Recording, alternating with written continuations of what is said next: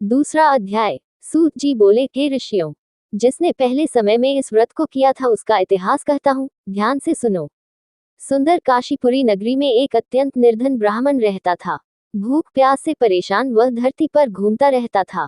ब्राह्मणों से प्रेम करने वाले भगवान ने एक दिन ब्राह्मण का वेश धारण कर उसके पास जाकर पूछा, हे विप्र, नित्य दुखी होकर तुम पृथ्वी पर क्यों घूमते हो? दीन ब्राह्मण बोला, मैं निर्धन ब्राह्मण हूँ, भिक्षा के लिए धरती पर घूमता हूँ। हे भगवान, यदि आप इसका कोई उपाय जानते हो तो बताए। वृद्ध ब्राह्मण कहता है कि सत्यनारायण भगवान मनोवांछित फल देने वाले हैं, इसलिए तुम उनका पूजन करो।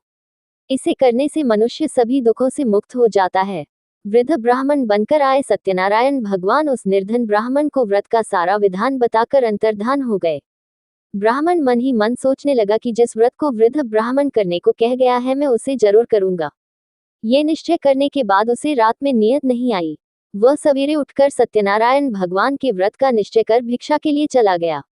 उस दिन निर्धन ब्राह्मण को भिक्षा में बहुत धन मिला, जिससे उसने बंधु बांधवों के साथ मिलकर श्री सत्यनारायण भगवान का व्रत संपन्न किया। भगवान सत्यनारायण का व्रत संपन्न करने के बाद वह निर्धन ब्राह्मण सभी दुखों से छूट गया और अनेक प्रकार की संपत्तियों से युक्त हो गया। उसी समय से यह ब्राह्मण हर माह इस व्रत को करने लगा।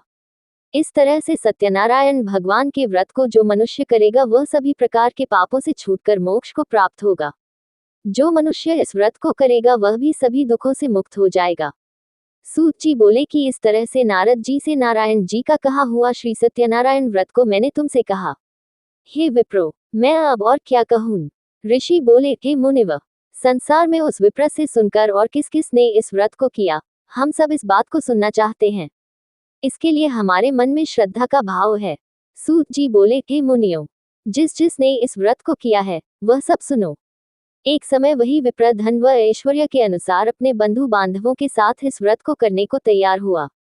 उसी समय एक एक लकड़ी बेचने वाला बूढ़ा आदमी आया और लकड़ियां बाहर रखकर अंदर ब्राह्मण के घर में गया। प्यास से दुखी वह लकड़हारा उनको व्रत करते देख विप्र को नमस्कार कर पूछने लगा कि आप ये क्या कर रहे हैं तथा इसे करने से क्या फल मिलेगा, कृपया मुझे भी बताएं। ब्राह्मण ने कहा कि सब मनोकामनाओं को पूरा करने वाला ये सत्यनारायण भगवान का व्रत है। इनकी कृपा से ही मेरे घर में धन धान्य आदि की वृद्धि हुई है।